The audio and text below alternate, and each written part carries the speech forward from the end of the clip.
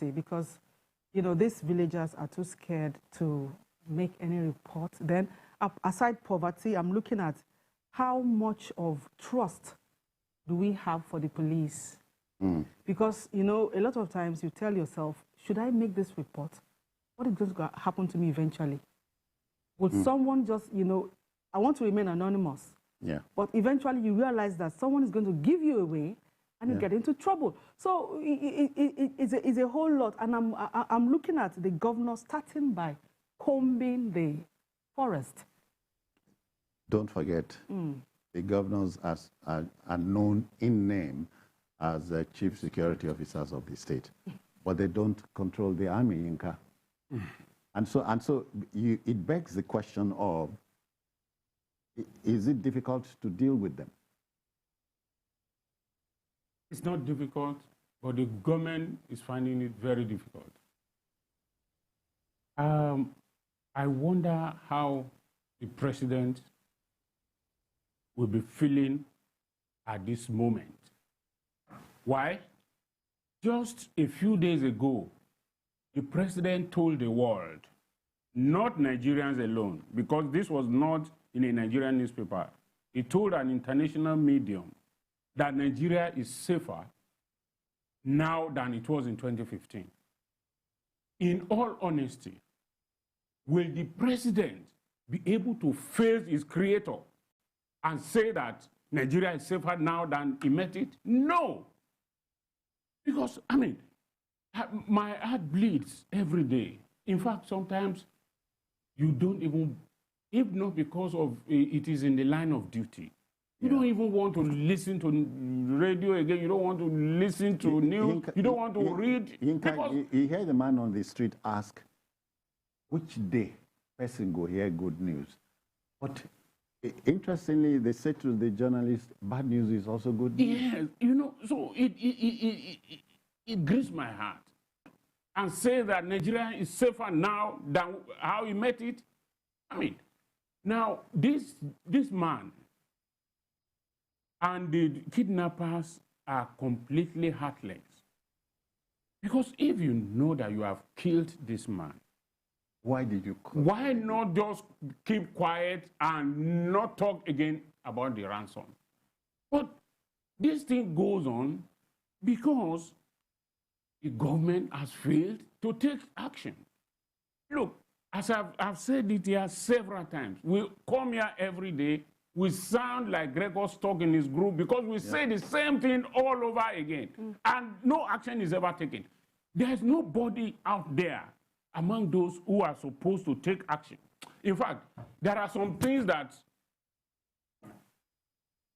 it's not good to say here because when you say it, I mean, how can people continue to be kidnapped and be killed day in, day out? And security officials will come out and the president will also come out and tell the world that the world is, Nigeria is safer than how he met it. Come on. Let's talk about something else. I feel sorry for people like you in the media because all these things, you get to report them. Unfortunately. Ibn Abo knows she has no choice, but we'll talk about these things. You talked about volunteering information, and it's been a long time coming. The security folks are saying volunteer information, it will receive the information in the strictest of confidence. But that confidence has gone. Even if you give information, how much work are you go? How much would the information be used? Which is what is irking our brother. Yinka is scandalized. So here, and I imagine you are. It's so disheartening. You know what I'm thinking? I remember in 2018 or thereabouts, Mr. President came out to say that when they were in the heart of the herders, farmers clashes, he said these people were foreigners and all that and all that. And I asked, are they spirits? They were coming into the country, assuming I want to buy that, they were coming into the country from our border points. So what are we doing?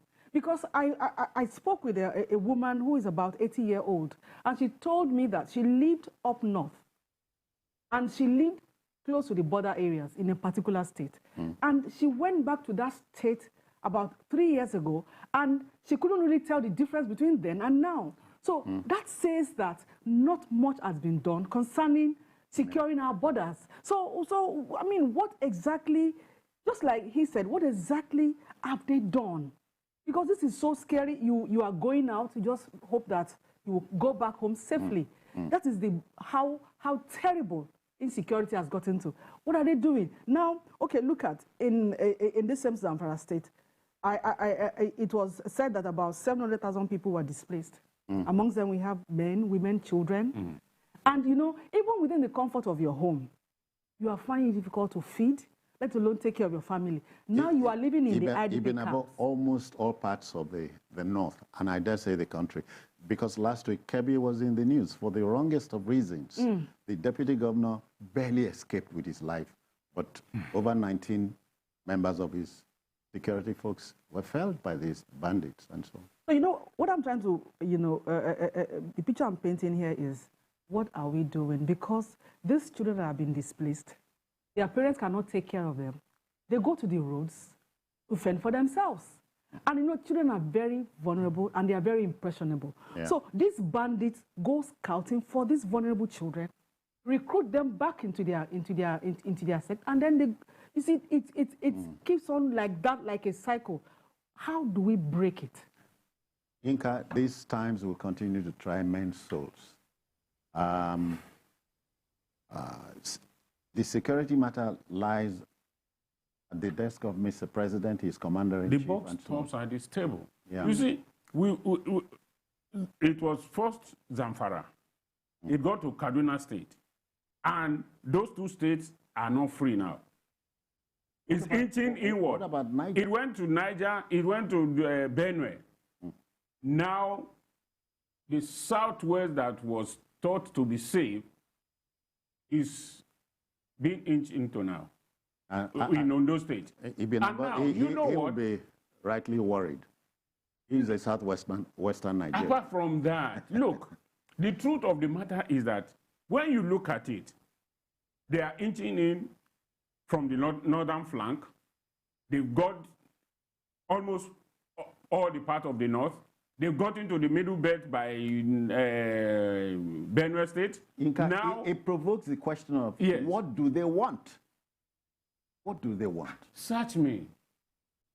The thing to be done is, look, this idea of they are foreigners, they are this, they are that, is balderdash.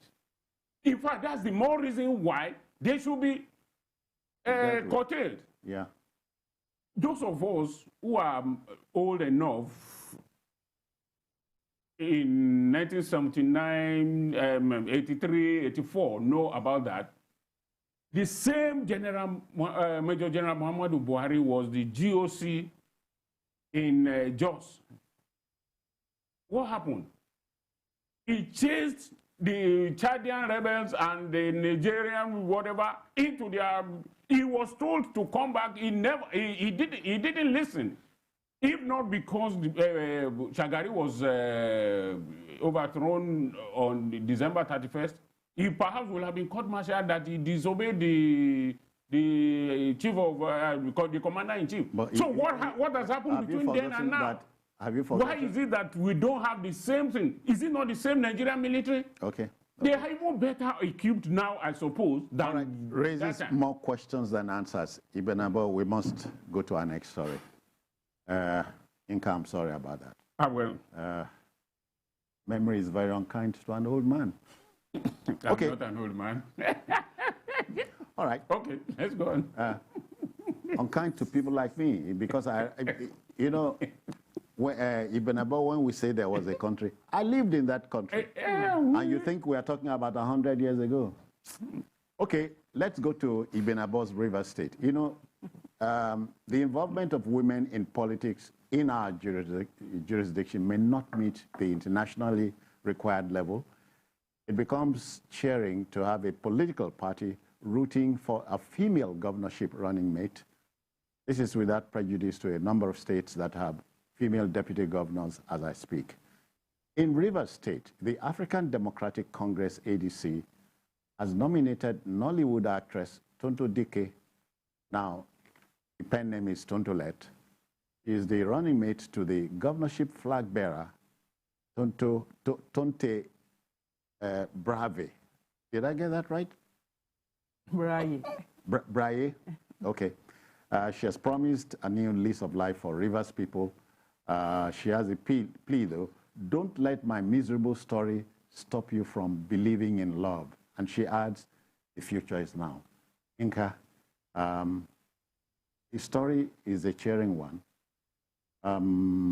But would women in Rivers State listen to her?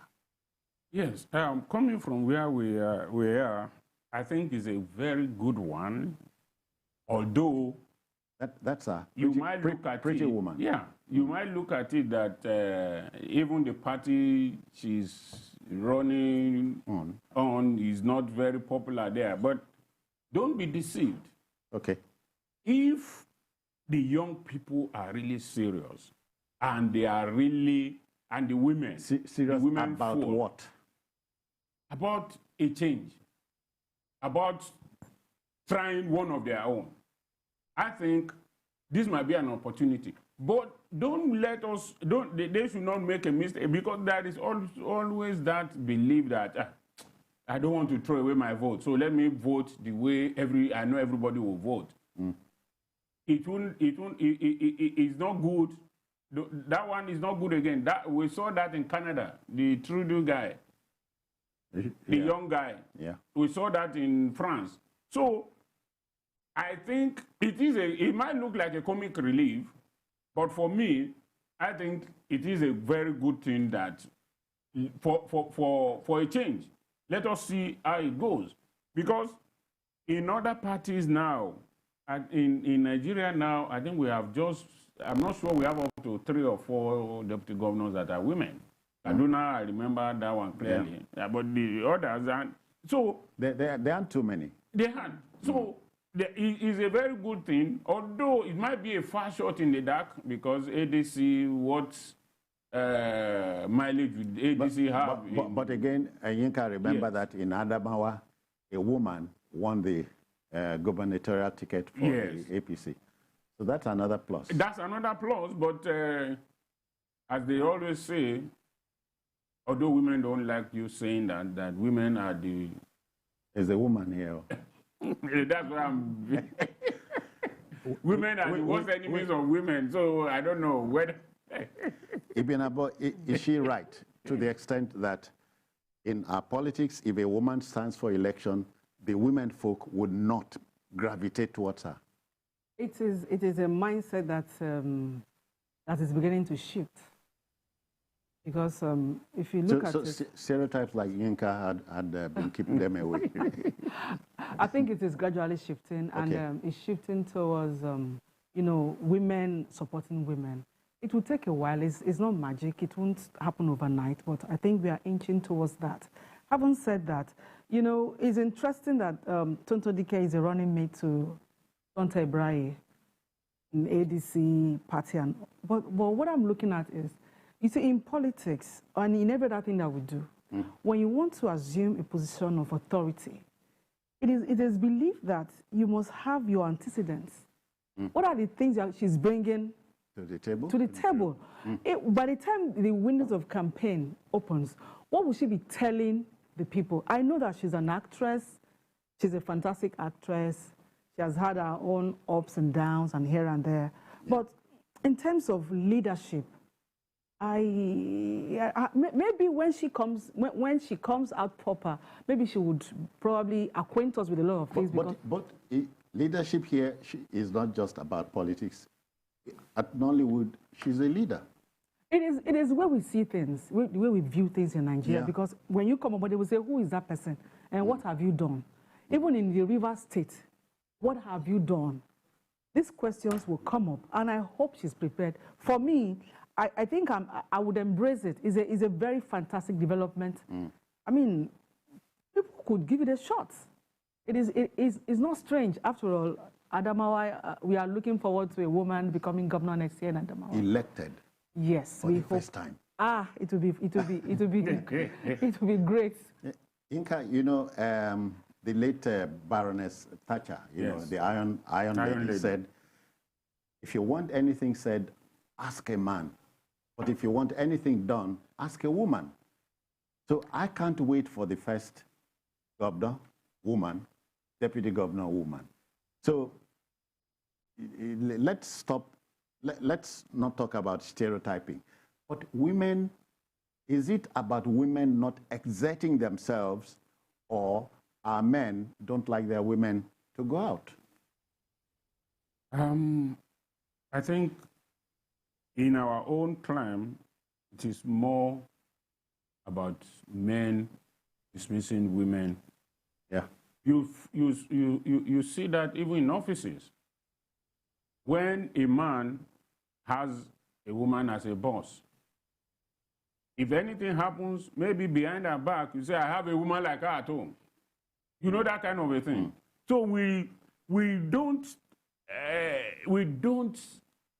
sort of give that enough room or respect to women.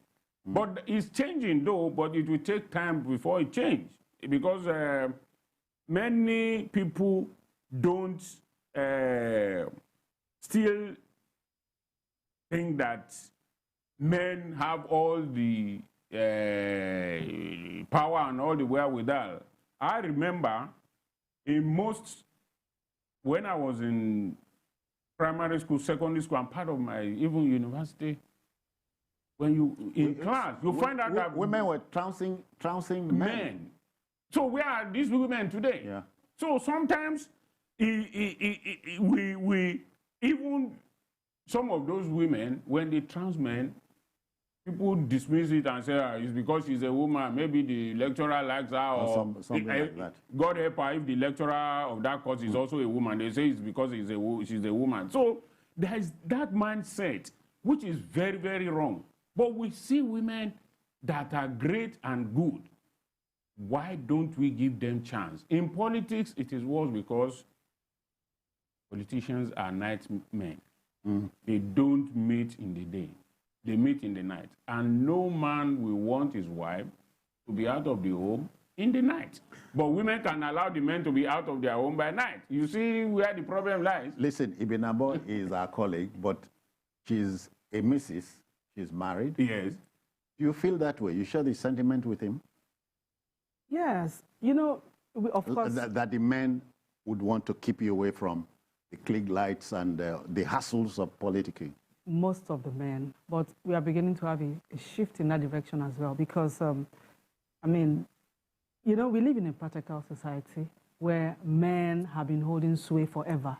So, but, you know, the problem we are having is, looking at politics, there is need for the leadership to understand this aspect of our lives, because we are co-signatory to the 35% affirmative action, but we can't see it. It's not translated in our in the kind of politics we play in Nigeria. Are the women assertive? That's the question here. Are they assertive enough? We have some women who are, but they are not being given this chance. It's either excuses will come up. They are cowed or something? Excuses will come up. And sometimes they work on their husbands to talk to their wives. So, because I have a case of a woman who said she was deep into, let me not mention the name of the party. She said suddenly her husband, who had been, you know, cheering her on and on, then came home one day and started giving excuses why she shouldn't, why she should slow down and so on like that. So she was perplexed that why the sudden change of mind? Yeah. So, but in the course of investigation, she got to understand that, you know, underneath somebody was beating the drum. So, you know, these are some of the problems they have. But I want to believe that we are already inching towards the direction where we are going to be having more women in politics. Oh yeah, in fact, Inka, you'd agree that America had to wait 240 years to have a first female vice president. And some years back, they failed to vote for a female president. Maybe it was not yet time. Okay, so but women are also a part of the human family. Oh, And yes. in politics, we should allow them, I beg. Remember, I'm guided by what Margaret Thatcher said. If you want a thing done, if you want a thing done, ask a man. If you want a thing, if you want a thing said, ask a man. If you want a thing done, ask the woman. I can't wait to... Yeah. Sorry, I tell people too that, we are human beings. God gave us 2 legs. You can't be balanced on one leg. I don't. That's why Nigeria is what it is today. Because we have been trying to stand on one leg. The other leg is the woman. Picture Nigeria, picture Nigeria as a man who stands next to a footbridge. Rather than go on the bridge, he elects to make a dash across and gets knocked down. It's -1. Yeah. And not talk past so. Okay, we'll go on a commercial break. We'll be back. This is Journalist Hangout on TVC. Please stay.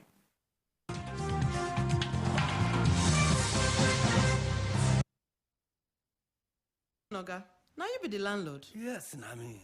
Oga landlord, me go need 1 room for this your house, so. Okay, sure you get work where you dey do. Yes, I be nurse. You know go dey owe me be that now. Now how much be your rent, safe? Not just 90,000 naira. Wait, this guy, where you come from, Sef? Oga, I come from Akamata. Akamata, no talk am again. My spirit and Akamata people no dey ever join. Oga, wetin happen now? Come over for my compound. Na so baba thing na people sabi do for that Akamata. Come over here. Haba, Papa, wetin this innocent girl do you now? Now people like you, they spoil Nigeria, Papa. I think you don't see am now. My people they talk say jollof rice wey dey for bottom pot today go dey top of cooler tomorrow. As I take need you now, so you self need me. Because now one mama we get we be Nigeria. Make we love ourselves because now only together we go fit make our country better for us and our children them. One heart plus one love equals better Nigeria. Now the Center for Democracy and Development CDD with support from the UK government they bring in this message.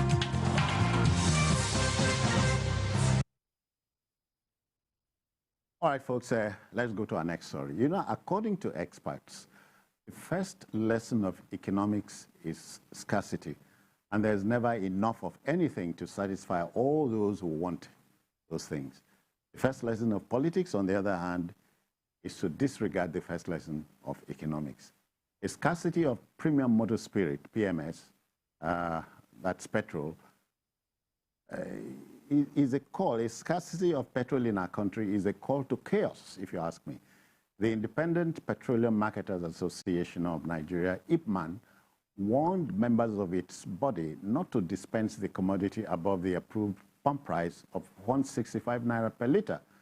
The warning became necessary in the light of reports of a calibration of pumps across the country upwards above the fixed price. The Nigeria National Petroleum Corporation, NNPC, we are told, had released enough petrol in our country when the things go up. In our country, when things go up, even above, they hardly come down. They hardly do.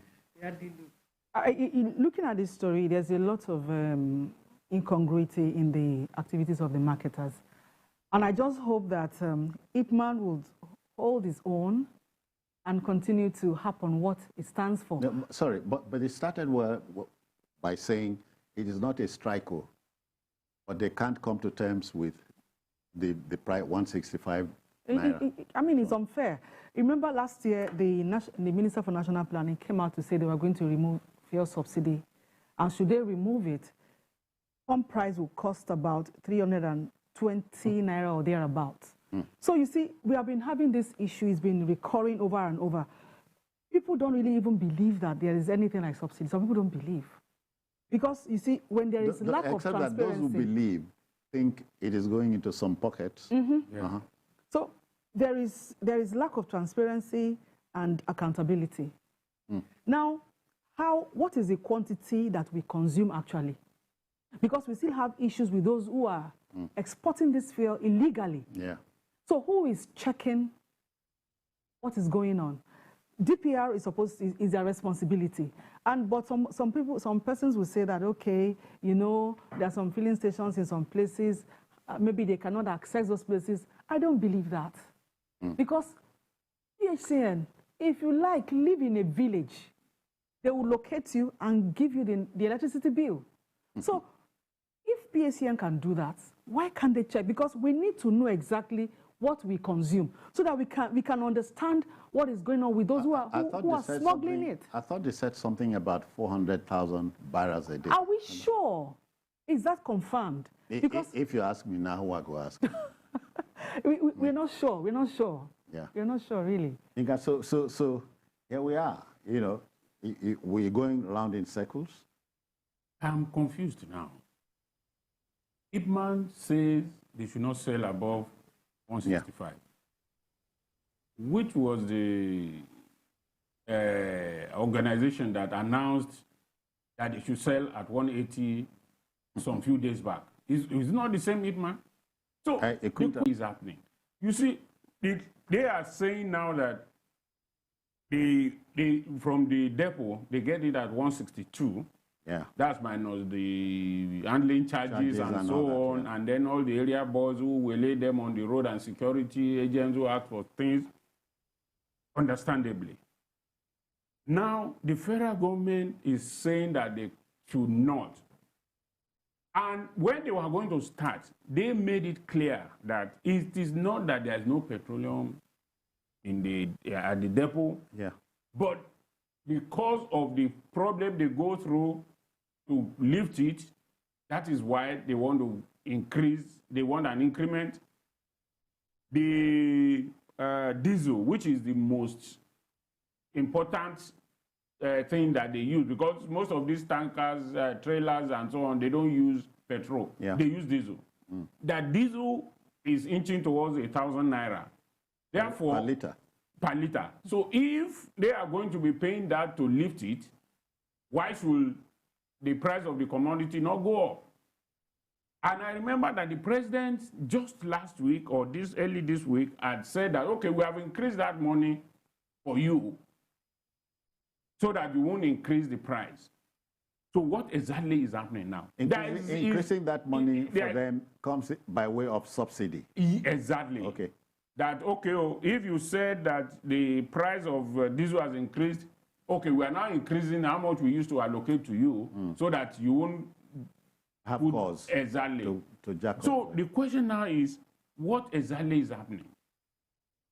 You only increase the price of what is scarce. If petrol is in every filling station, I drive into this one, it says 170. I drive into the next, I see 165. Yeah. I go there and buy, and then word will spread. There's a particular filling station, I won't mention name now, that people have been talking about, that no matter what time fuel price goes up, in that filling station, they don't increase. Yeah. It's still the same thing. Unfortunately, it doesn't have many outlets. But the question now is, what has the government done, or what are we doing to make sure that this, because when you tell me that I shouldn't buy more than above the control price, and there's no light, I need generator in my, I need fuel in my generator, or I want to move from my house to TVC for the program, I need to buy fuel. If I see it and I can afford it above 165, I will likely buy it. I may not buy the same quantity I'll buy if the price were to be normal. But so what the government needs to do is, people should not just sit down in their offices. NNPC, DPR, or whatever agency is responsible for this, they are too lackadaisical with their job. Yeah. And the reason is that people are not punished. People don't lose their jobs. You go to some filling stations, of course, the meter is saying 165, but they will tell you, okay, how many liters you want to buy. When you tell them, they bring out their phone or calculator and show you that this is how many liters we are going to give you, above and less than what the price is saying. So what do we do? Even about, take it, you are trying to explain the fuel wahala to a 10-year-old boy. How we got here was by studied steps. We're talking about man-made nuisances. We have 4 refineries in the country. I remember that in 1999, former President Obasanjo was the substantive Minister of Petroleum. Nothing happened. Currently, the current president is the substantive minister of petroleum resources. So how can we go around in circles and expect something positive to come out of it? You can never arrive at a future you did not prepare for. And that is the problem we are facing in Nigeria. I remember, I think there was a time then President Olusegun Obasanjo was, trying to, privatize the refineries involving, I think, Kolade-Otitoju and I think Dangote. Yes. And it never came to pass. And we have been playing around it and all and all. You see, at the end of the day... And you recall also that licenses came, we had things, it cheered the public, nothing happened. Nothing has happened. How many years? Sometimes what I think in my head is, I think our leaders, they listen to our complaints, then they come up with some... Let us just do something and they will... just throw it at them. Then they withdraw again. Then we begin to play around with what they have said and nothing gets to happen until we begin to do the needful. And what is the needful?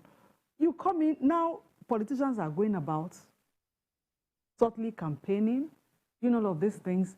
You make promises you can never live up to.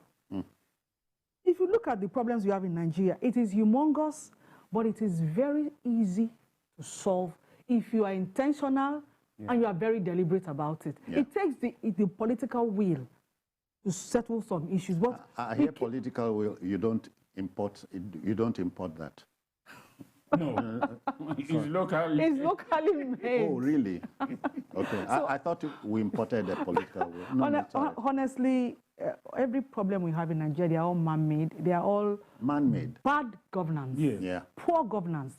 And until the government take responsibility, a lot of times people go wrong and they come out to justify what they have done. He mentioned it. We have perfected the system of not punishing bad behavior. Exactly. So much for impunity. Yeah. People do the wrong thing, then you come out and give excuses for the wrongdoing. So it continues like that. What is wrong with when we have some people illegally mining this petroleum? No, she's going there. But hold on. Has she forgotten that after Venezuela, the second largest bitumen deposits on the planet is in Ondo State, Nigeria. So what's it from exploiting it rather than importing bitumen? By choice. The choices we make. Don't you think that we are lazy as a government? I see it as a bit of... Is that laziness? Let me not, to put it shortly, because I don't want to go beyond, qualifying as being lazy. Because if you know the right thing to do... Say knowing the right things to do and not doing them is the worst form of cowardice. I think it's cowardice. You know what? I'm looking forward to a time when there will be a government that will do not as entirely perfect, but that would do something like what the Transportation Ministry has done with the rail. Yeah. The Minister of Petroleum should come and face the issue of refinery. Forget about every other thing. Maybe the Minister of State can do the issue of how we do make petroleum available before that. A 10-year-old boy, I mentioned earlier, will be asking, this petrol, the day in the 60s, 70s, how were we loading them and moving them across the country? That is what I'm saying. Because, see, I remember, as I've said several times on this program, I was born in the North. I grew up in the North.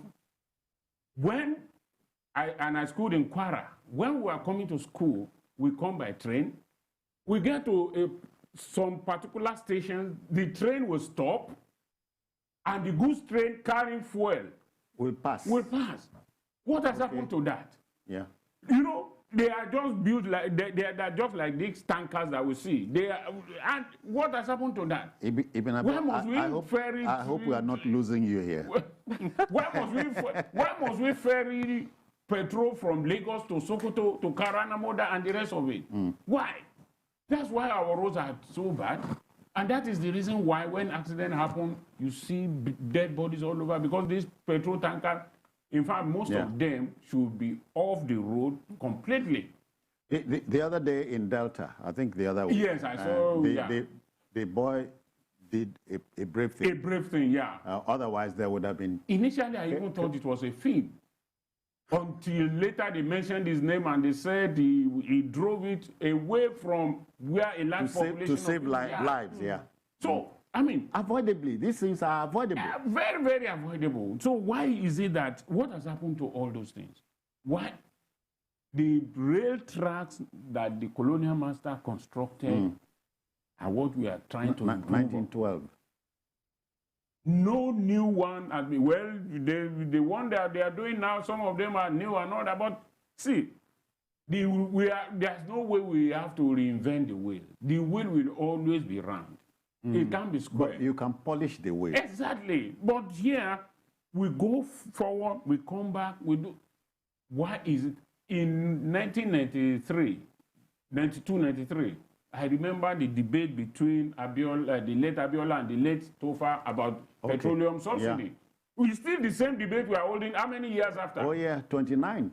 It's still the same debate we are holding today. Where there is subsidy, there is no subsidy. Abiola asked, what exactly is the barrel of oil that we refine?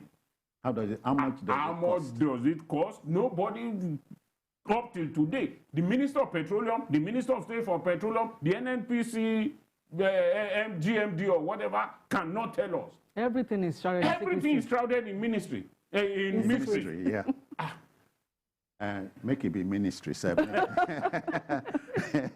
but seriously speaking, it is not too late to make hay. It is not too late.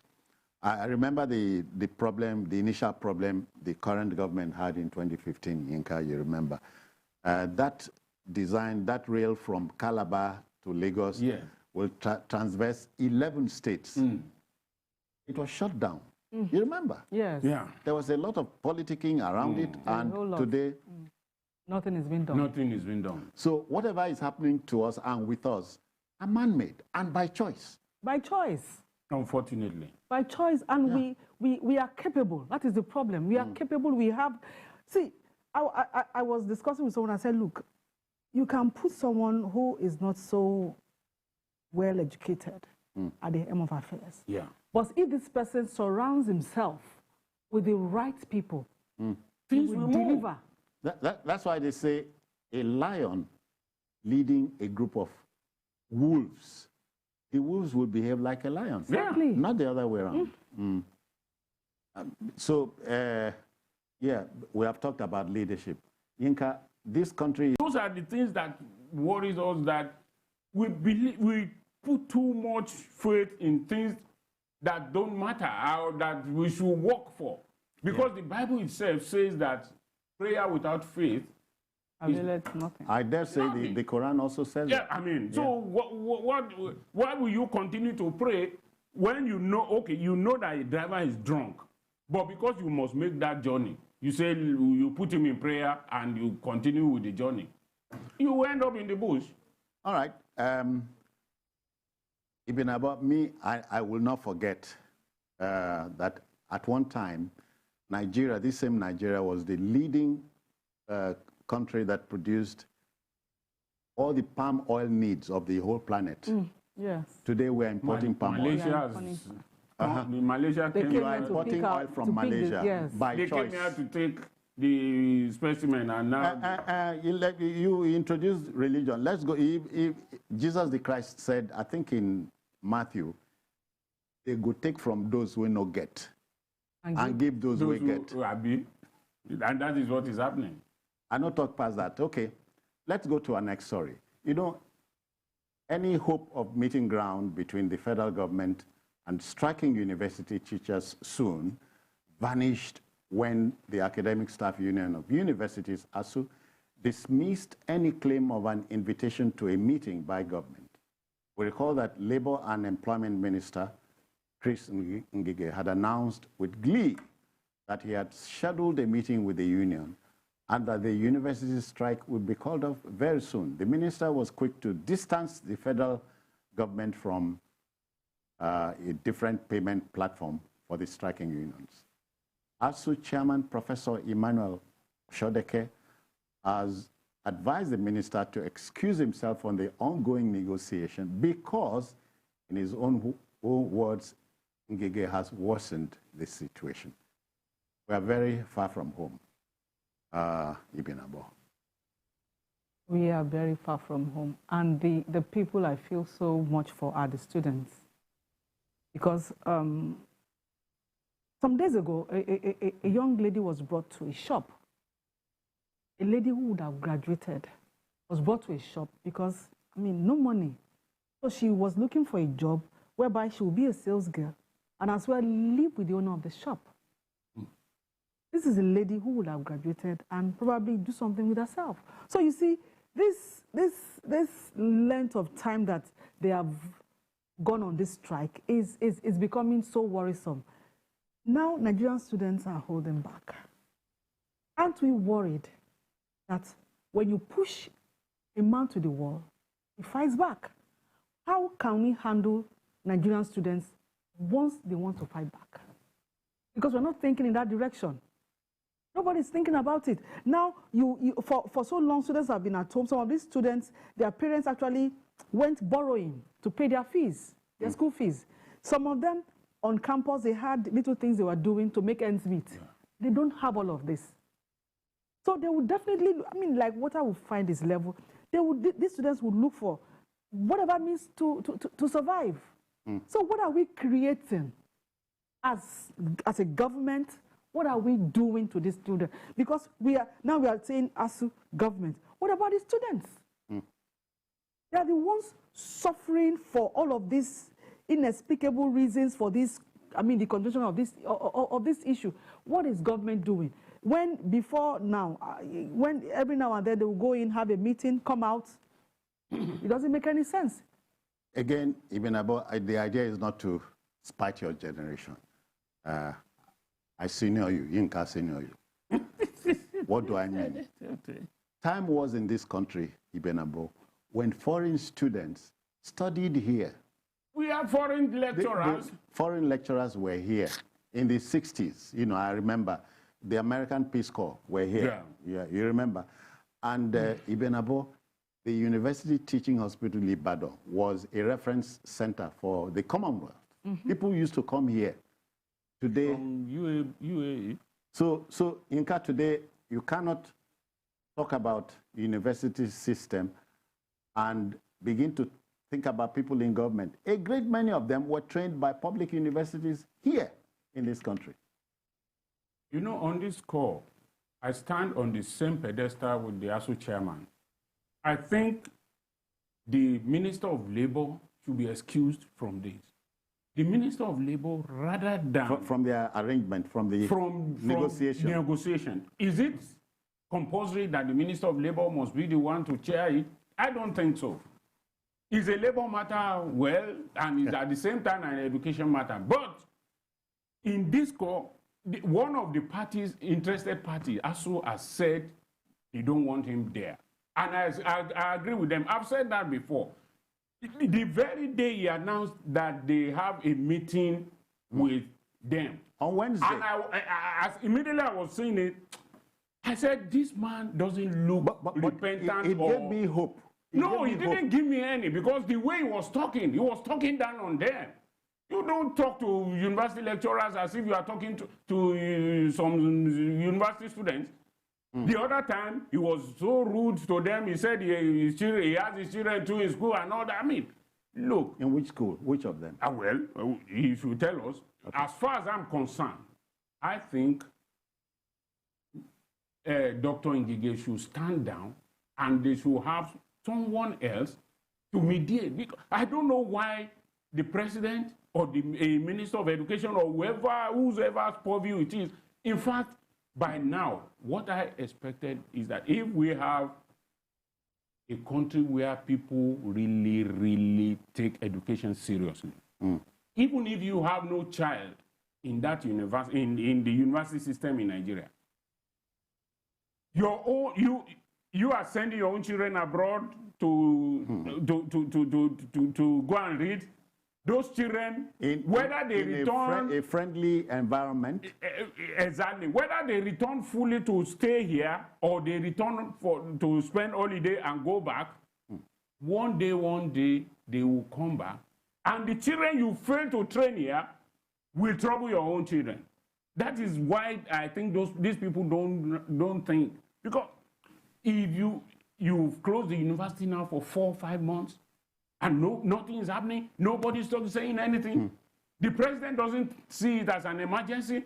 The Federal Executive Council, every Wednesday they meet, they tell us we have approved so money for this and that. None of them ever talked about the university that has been shut down for that long. Is there a way? Now tell me, how will anybody take you seriously when you talk about education being better than not being educated? My son will have graduated by now. He's also a victim. Yeah. So I understand what it is. I should blame you if I should have sent him to abroad.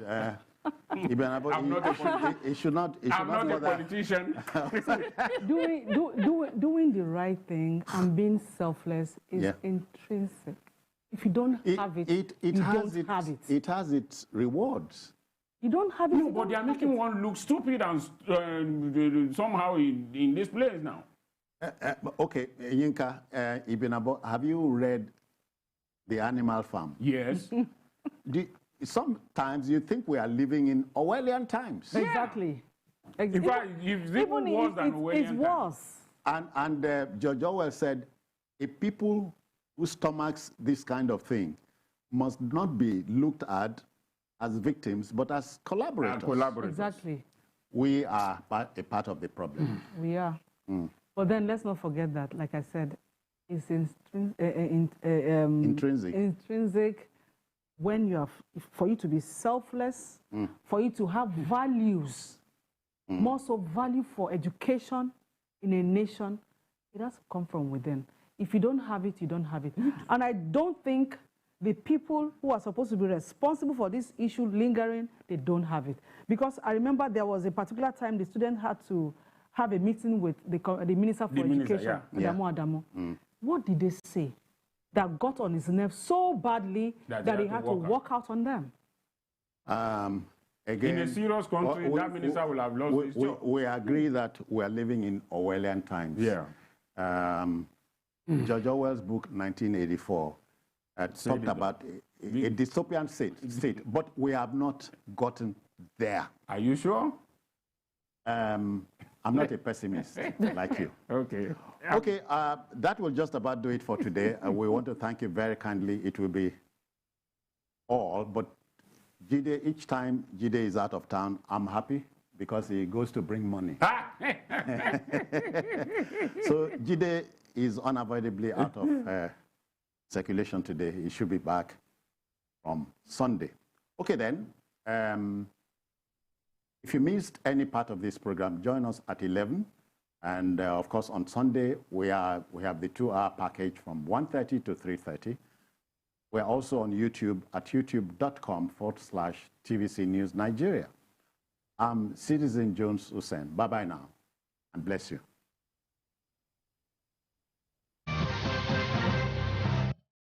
The following is a paid presentation by ShopX TV. You're watching ShopX TV, home to some of the most popular international brands in Africa, including Papa Chef, MyFit Jeans, Genie Bra, the Power XL Air Fryer, the NutriBullet, and more. ShopX TV has brought you the latest innovations in lifestyle, fitness, and cooking from across the globe, and we are now proud to introduce our biggest offer ever. ShopX TV is proud to introduce the Copper Chef XL collection.